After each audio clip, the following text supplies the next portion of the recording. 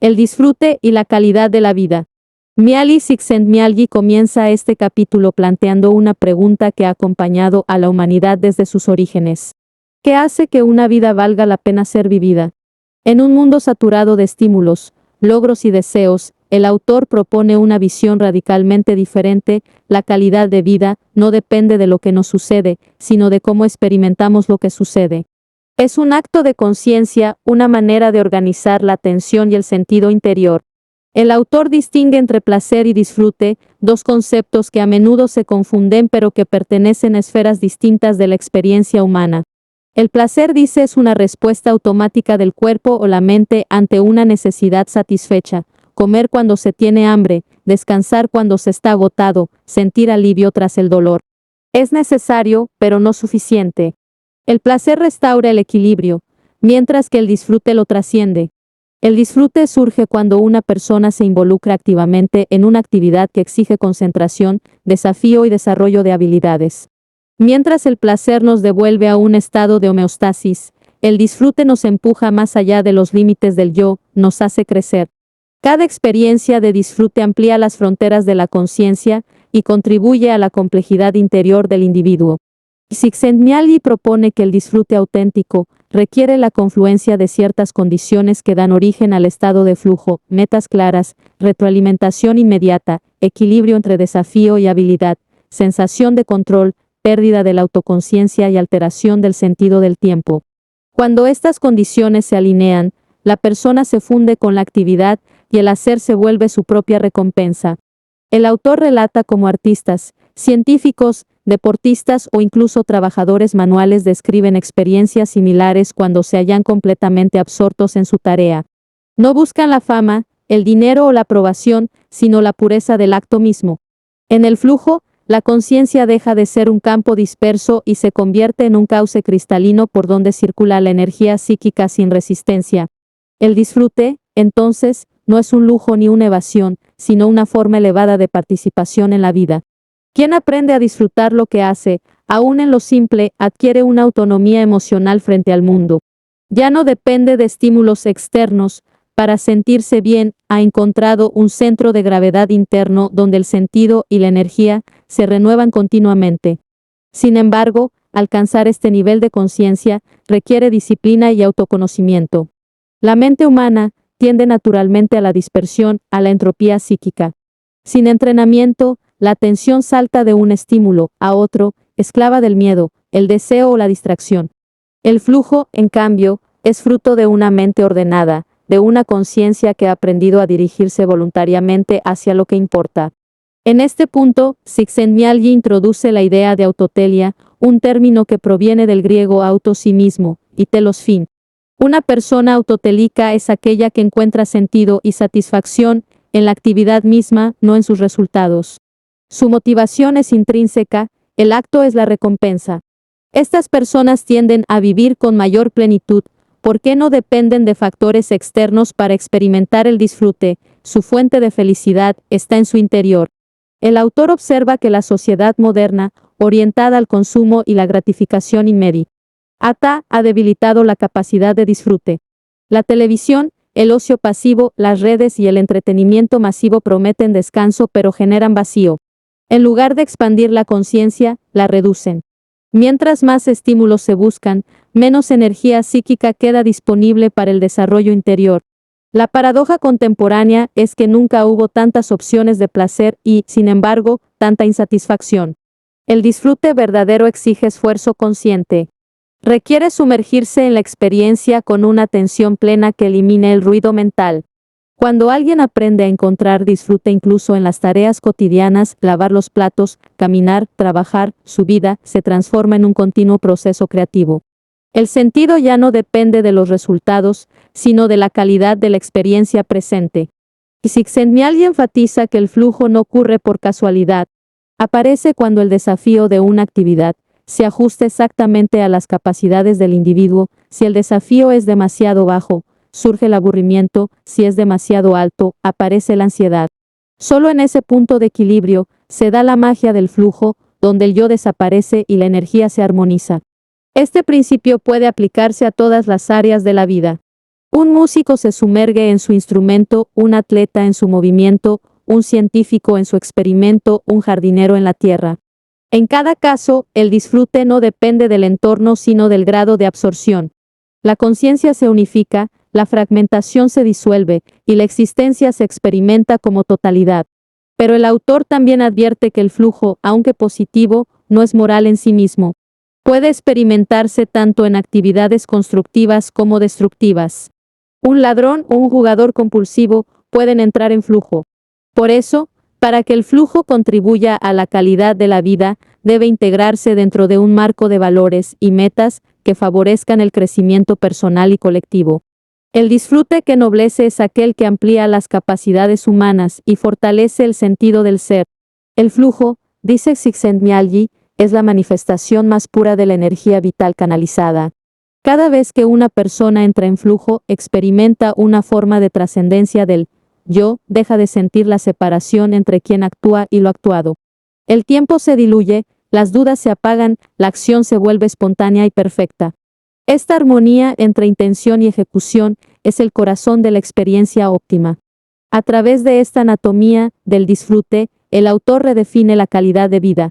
No se trata de acumular bienes ni de evitar el dolor, sino de cultivar experiencias que integren desafío, crecimiento y significado. La vida se enriquece no cuando se eliminan las dificultades, sino cuando se aprende a convertirlas en oportunidades para expandir la conciencia. Para Mihaly Csikszentmihalyi, la experiencia de disfrute representa la culminación del proceso de autoconstrucción de la conciencia. En ella, el individuo no solo se siente feliz, sino que sabe por qué lo es, percibe la coherencia entre su energía interior y el mundo externo. Esa alineación genera lo que el autor denomina orden psíquico, un estado en el que la mente se encuentra tan bien organizada que toda acción parece natural y fluida.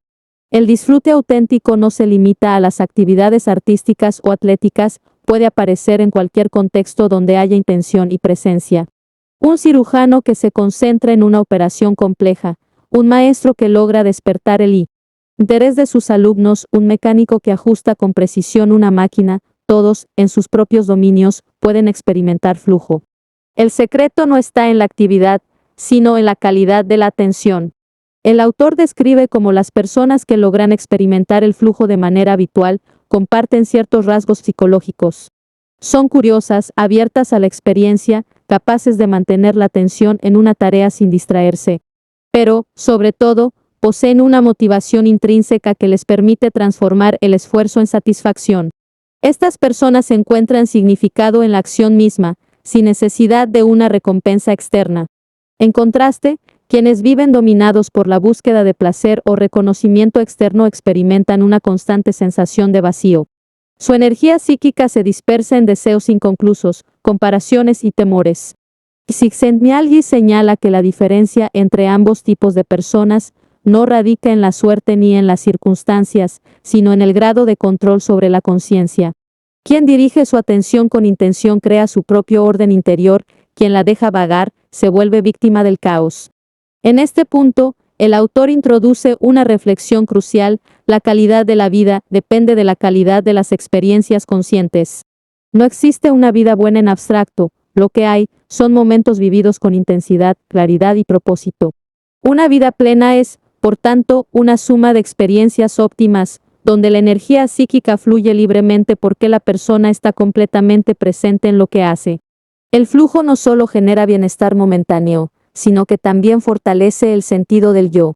Cada vez que alguien supera un desafío en estado de flujo, su autoconcepto se expande.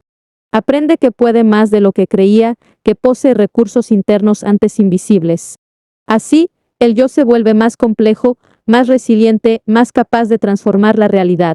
La complejidad entendida como la integración de orden y novedad es, para Csikszentmihalyi, la medida última de una vida de calidad. Pero este proceso no ocurre de manera automática. Requiere cultivar una estructura interna capaz de sostener el flujo en distintas circunstancias. El autor advierte que, si bien las condiciones externas pueden facilitar la experiencia óptima, el verdadero poder está dentro del individuo. Hay quienes logran disfrutar incluso en contextos difíciles, mientras otros se sienten vacíos aún en condiciones ideales. Esta capacidad de generar disfrute bajo cualquier circunstancia es el signo de una conciencia madura y entrenada. Uno de los puntos más reveladores del capítulo es la distinción entre el yo ordenado y el yo caótico. El yo ordenado mantiene una relación armónica entre deseos, metas y acciones, sabe lo que quiere y organiza su energía en consecuencia. El yo caótico, en cambio, se dispersa en múltiples direcciones, esclavo de impulsos contradictorios. Cuanto más fragmentado está el yo, más difícil es experimentar disfrute, porque la atención se pierde en conflictos internos. El flujo, en cambio, unifica. El disfrute no solo aumenta la calidad de la vida, sino que también le da dirección. Cada experiencia óptima orienta al individuo hacia áreas donde sus habilidades y valores pueden desarrollarse plenamente. Así, el flujo actúa como brújula existencial, guía a la persona hacia su propósito. Aquello que produce disfrute auténtico suele estar alineado con el potencial más profundo del ser. Csikszentmihalyi también resalta que el disfrute tiene una dimensión social. Si bien la experiencia del flujo es íntima, su impacto se proyecta hacia los demás. Las personas que viven en flujo tienden a ser más creativas, cooperativas y generosas, porque su energía no se consume en la búsqueda de aprobación o poder. Han encontrado en la acción misma su recompensa y desde esa plenitud interior pueden contribuir a la armonía colectiva. En este sentido, el disfrute no es un acto egoísta, sino una forma elevada de servicio a la vida. El autor utiliza ejemplos de músicos, deportistas, científicos y artesanos que, al vivir inmersos en su vocación, transforman su entorno sin proponérselo. No lo hacen por deber ni por obligación, sino porque su propia alegría se expande hacia el mundo. Esa expansión del disfrute personal en bienestar colectivo constituye una de las metas más elevadas de la existencia humana. La búsqueda del flujo no significa evitar el dolor o la dificultad. De hecho, Csikszentmihalyi argumenta que las experiencias más significativas suelen implicar esfuerzo, riesgo e incluso sufrimiento. El disfrute surge precisamente al enfrentar un desafío que exige lo mejor de uno mismo. En esas situaciones, la vida se intensifica, la conciencia se afina y el yo se transforma. El dolor, cuando se integra en un proceso de crecimiento, deja de ser enemigo y se convierte en maestro. La clave está en cómo interpretamos la experiencia. Dos personas pueden enfrentar la misma dificultad, una se paraliza y sufre, la otra la transforma en un reto que estimula su evolución. La diferencia reside en el control de la atención, en la capacidad de encontrar significado en la acción. Así, el disfrute no depende de lo que sucede, sino de la forma en que la conciencia organiza su respuesta a los eventos. En esta parte del libro, Csikszentmihalyi reflexiona sobre la paradoja de la felicidad moderna. Vivimos en una época de abundancia material y pobreza espiritual. Los avances tecnológicos han multiplicado las oportunidades de placer, pero han reducido la profundidad de la experiencia. La dispersión constante de la atención ha debilitado la capacidad de disfrutar plenamente. Por eso, el autor propone recuperar el arte de la concentración como herramienta para la felicidad. Solo una mente centrada puede experimentar la plenitud del momento presente. La práctica del flujo implica un cambio radical en la manera de vivir. Supone reemplazar la búsqueda de gratificación inmediata por la dedicación consciente a actividades que promuevan el crecimiento. Significa aprender a estar completamente donde uno está, hacer lo que se hace con amor, atención y entrega. Cuando la acción y la conciencia se fusionan, la vida adquiere un brillo propio, una intensidad que ninguna distracción puede igualar. Csikszentmihalyi subraya que esta forma de vivir no se limita a los privilegiados. Todos pueden experimentarla, sin importar su ocupación o circunstancias. El agricultor que labra su campo, el padre que juega con su hijo, la enfermera que cuida a un paciente, cada uno puede convertir su actividad cotidiana en un espacio de disfrute, si logra alinear su mente y su acción. La democratización del flujo es, en última instancia, la base de una sociedad más equilibrada y consciente. En los tramos finales del capítulo, el autor se pregunta cómo puede medirse la calidad de la vida. Concluye que no existen métricas objetivas universales, cada persona debe construir su propio sistema de valores basado en la experiencia directa del disfrute. Lo que otorga valor a una vida no es su duración y sus logros externos, sino la intensidad y profundidad con que se ha vivido cada instante. En ese sentido, El flujo es la medida más pura de la vida bien vivida. Csikszentmihalyi propone un ideal humano, convertirse en un artesano de la conciencia. Así como el escultor da forma a la piedra, el individuo puede dar forma a su mente, moldeándola con atención, propósito y amor por el proceso. La conciencia es el taller donde se construye el sentido. Cuando se le entrena para el flujo, cada momento de la existencia se convierte en una oportunidad de creación interior. El autor concluye que la verdadera felicidad es inseparable de la complejidad. La vida plena no es simple ni cómoda, sino rica en desafíos, aprendizajes y transformaciones. Disfrutar implica aceptar el riesgo de la expansión, salir de la zona de confort, explorar lo desconocido, entregarse a la experiencia sin miedo. Cada vez que el ser humano elige el disfrute consciente sobre el placer automático, elige crecer. El mensaje final del capítulo es luminoso: la calidad de la vida no se hereda ni se compra, se cultiva. Se cultiva cada vez que prestamos atención con amor, cada vez que elegimos crear en lugar de consumir, cada vez que enfrentamos el caos con curiosidad y coraje.